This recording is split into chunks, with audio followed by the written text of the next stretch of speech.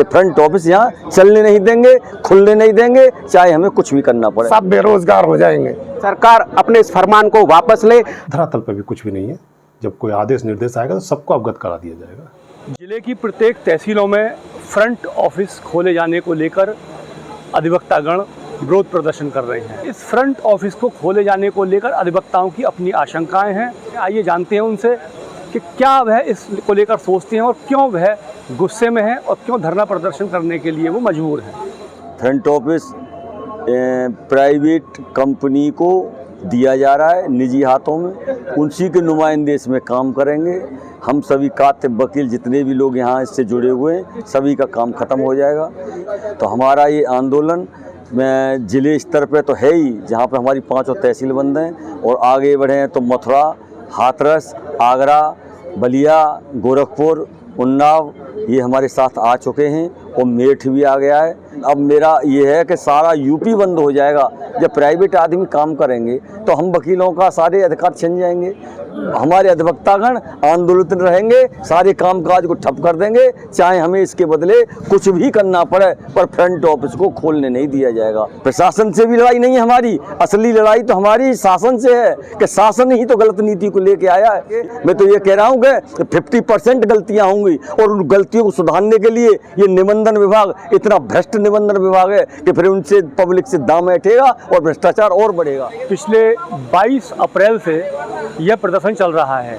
Front office में जो काम होने हैं उसमें रजिस्ट्री, खसरा खतौनी में नामांकन, नाम परिवर्तन आदि अन्य कार्य किए जाएंगे। एक अधिवक्ता अकेला नहीं होता है, ना ही वो केवल अपने परिवार को पालता है। अधिवक्ता के पीछे भी हमारे जूनियर भाई, हमारे मुंशी भाई, हमारे टाइपिस्ट, हमारे फोटोग्राफर, एक अधिवक्ता कम से कम 6 या 7 परिवारों को पालता है। सरकार ने केवल अधिवक्ताओं के पेट पर ही लात नहीं मारी।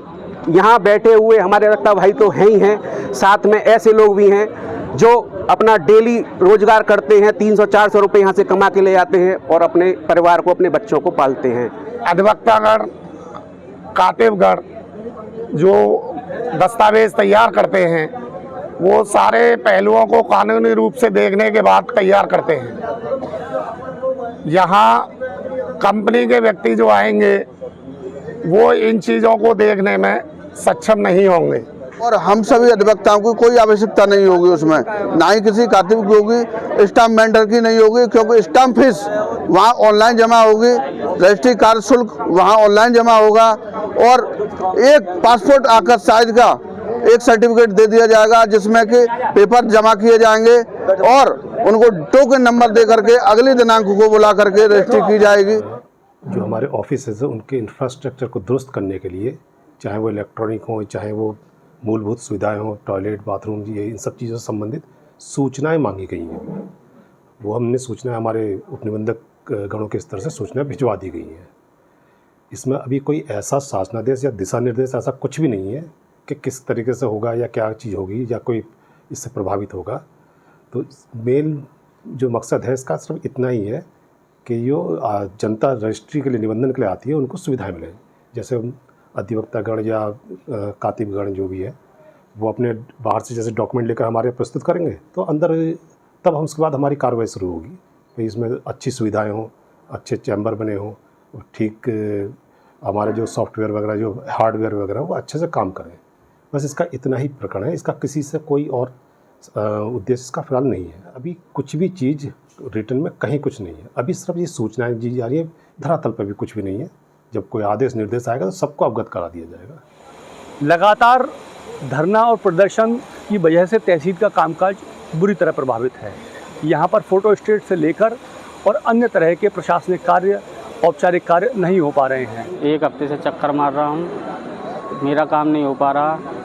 मैं चाहता हूँ कि जल्दी से काम हो, यहाँ पर ये हड़ताल ख़त्म हो।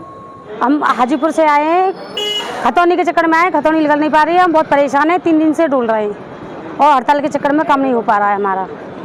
आखिरकार ये धरना कब तक जारी रहेगा, इसको लेकर अधिवक्ता संगठन अपनी रणनीति बना रहे हैं। आगे के लिए उनको क्या करना है, किस तरीके से समस्या का समाधान निकालना है, लगातार इस पर शासन और प्रशासन से बातचीत चल रही है। अमर उजाला के लिए तहसील कोल से दीपक शर्मा।